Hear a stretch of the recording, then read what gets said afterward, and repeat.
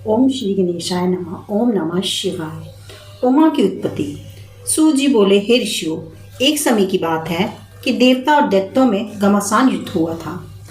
तब देवता मातेश्वरी उमा के द्वारा ही विजय हुए थे, परंतु सब देवता अभिमान में बढ़कर अपनी अपनी प्रशंसा करने लगे। तब वहां एक कूट रूप तेज प्रकट हुआ।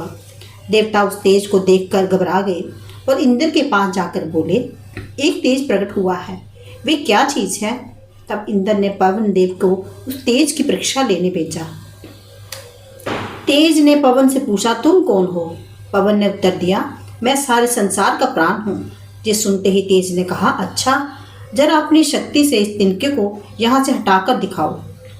पवन देव ने अपनी समस्त शक्ति लगा दी, परंतु वे तिनके को हिला भी न सका। तब पवन देव लज्जित होकर इंद्र को जाकर अपनी प्रजा का सारा वृत्तांत बताया। ये सुनकर इंद्र ने अन्य देवताओं को वहां भेजा, परंतु वे सब हार कर मुख देखकर लौट कर आए। तब इंद्र उस तेज को परीक्षा लेने के लिए स्वयं आए। इंद्र को देखकर वे तेज उसी समय अंतर्ध्यान हो गया। इससे इंद्र अत्यंत विस्मित हुए। तब इंद्र ने विचार किया कि मैं स्वयं उनकी शरण में चला जाऊं। ये विचार कर इंद्र ने उनकी मानसिक शरण ग्रहण की। तब उस सबका अभिमान मिटाने वाला देवी उमा प्रकट होकर इंद्र से बोली, मेरी ही कृपा से तुम लोगों को असुरों पर विजय प्राप्त हुई है, इसलिए तुम अपना अभिमान त्याग कर नम्रता पूर्वक मेरा भजन करो। तब देवताओं ने उन्हें प्रणाम करके कहा, हे मातेश्वरी, अब आप हमें क्षमा करें, आगे इस प्रकार का वरदान दें जिससे हमें फिर कभी अभिमान न हो। तब भगवत देवताओं ने अभिमान को त्याग कर उमा देवी की आराधना प्रारंभ कर दी। शताक्षी आदि अवतार वर्णन। दुर्गम नाम का एक राक्षस था।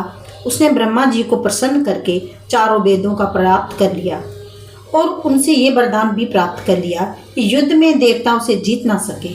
वे पृथ्वी पर अनेक प्रकार के उपद्रव करने लगा, जिससे स्वर्ग में बैठे देवता भी उसे भयभीत हो गए।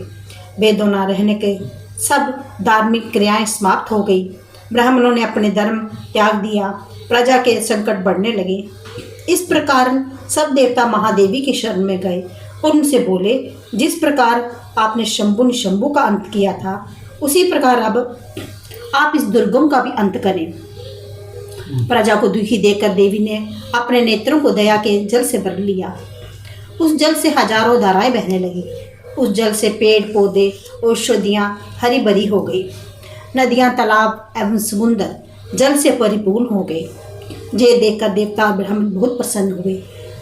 देवी बोली, हे देवताओं, दुर्गम द्वारा चुराए गए चारों वेद तुम्हें मिल जाएंगे। अब आप सब अपने अपने धाम को पधारें। ठीक उसी समय दुर्गम ने नगर पर चारों ओर से आक्रमण कर दिया। इधर नगर की रक्षा के लिए महाकाली भी हाथ में चक्कर लिए आ गई। देवी महाकाली ने शरीर से 10 देवियां प्रकट हुई। उनके नाम काली, तारा, छिन्नमस्ता, श्री विद्या, भुवनेश्वरी, भैरवी, बुगला, धूमा, त्रिपुरा और मातंगी था।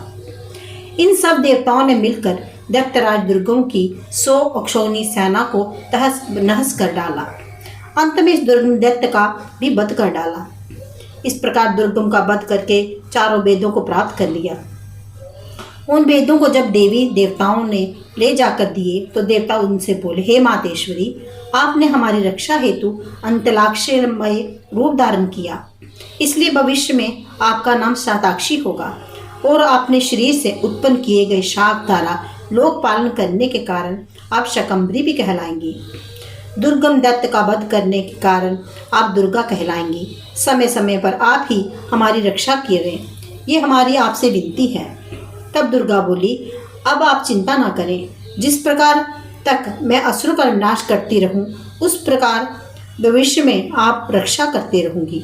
जब जब असुर उपद्रव मचाएंगे तब तब मेरा अवतार होगा और तुम्हारी रक्षा करूंगी। सूजी बोले, लोक प्रसिद्ध शताक्षी, शाकंभरी, दुर्गा एक देवी की ये 3 नाम है। क्रिया योग का वर्णन। संत कुमार जी ने बताया, हे व्यासी, जगत जननी के ज्ञान योग, क्रिया योग तथा भक्ति योग के 3 योग मोक्ष और भोग दोनों को प्रदान करते हैं। क्रिया योग ही योग का मुख्य साधन है जो व्यक्ति मातेश्वरी देवी का मिट्टी, लकड़ी तथा पत्थर का मंदिर बनाता है उसे कुल का उद्धार हो जाता है। मातेश्वरी का मंदिर बनवाने से जन्म जन्म के पाप समाप्त हो जाते हैं। तब वैभव और प्रतिष्ठा की प्राप्ति होती है।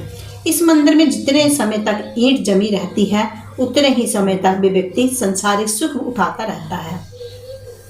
देवी के मंदिर को बनवाने से त्रिलोकी की स्थापना से भी गुना फल मिलता है।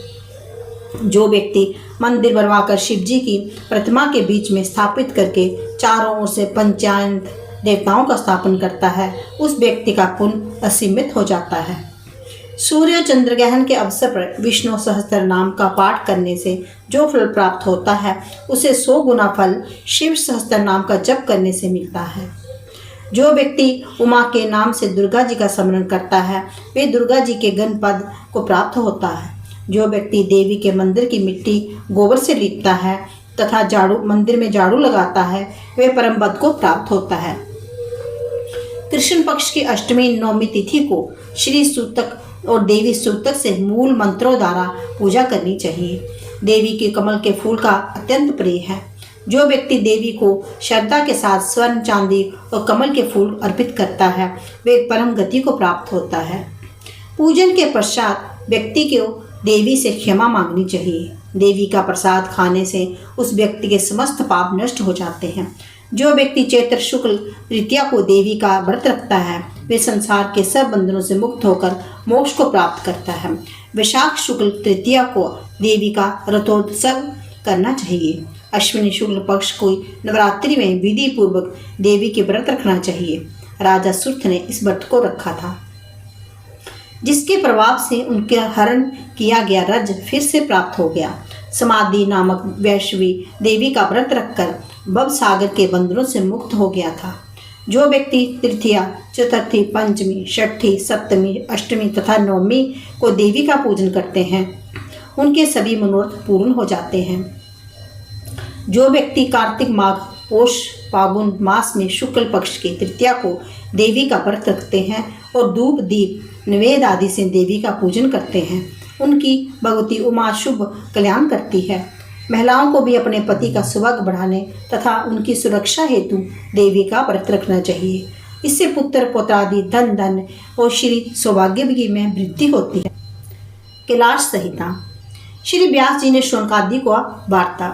मंगलमय आदि शक्ति गणेश और सकंद सहित प्रधान पुरुष शिव जी को मेरा नमस्कार है।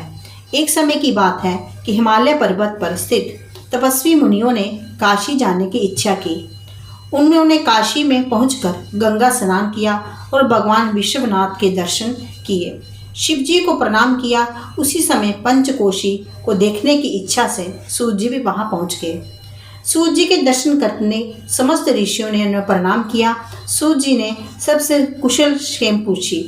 मुनियों ने कहा, हे महाभाग, हे व्यास जी के परम शिष्य पौराणिक सूर्य जी, आप धन्य हैं कि आपको इतनी शिव भक्ति प्रदान है। अतः आप विज्ञान सागर हैं। इसलिए तो भगवान वेद व्यास जी ने आपको पुराणों में अभिषिक्त कर पुराण ज्ञाता गुरु बना दिया। आपके हृदय में पुराणों की गाथा विद्यमान है। इस कारण हम सब लोग आपके मुखारविंद से मकरंद रूपी मनोहर कथा रूपी अमृत का पान करना चाहते हैं। आपसे बढ़कर हमारा कोई और गुरु नहीं हो सकता। ऋषियों ने ऐसे हृदय स्पर्शी वचन सुनकर व्यास जी के प्रिय शिष्य सूर्य जी बोले, हे मुनीश्वरों, आप बहुत ही भाग्यवान और धन्य हैं। मेरे गुरु व्यास जी ने नैमिषारण्य क्षेत्र के मुनियों को जो उपदेश दिया था उसे मैं आपको बताना चाहता हूँ। आशा करता हूँ आप उसे ध्यानपूर्वक सुनेंगे। जब सबरोचिष मनु ने थे तब उनके अंत में दृढ़व्रती तपस्वी ऋषियों ने नैमिषारण्य में सब सिद्धियों को प्रदान करने वाला एक ऐसा यज्ञ किया था जिससे सभी ऐश्वर्यों को जान गए। उन्होंने मन में व्यास जी को प्रणाम करके शिव भक्ति में लीन होकर भस्म और रुद्राक्ष धारण किया। तभी वहां व्यास जी आ गए। मुनियों ने व्यास जी का स्वर्ण के आसन पर बैठाया। व्यास जी ने मुनियों से कुशल क्षेम पूछी। ऋषि बोले, आपके दर्शन तो हमें कृतार्थ हो गए। अब आप हमें शिव जी के परम स्वरूप के विषय में कुछ बताइए।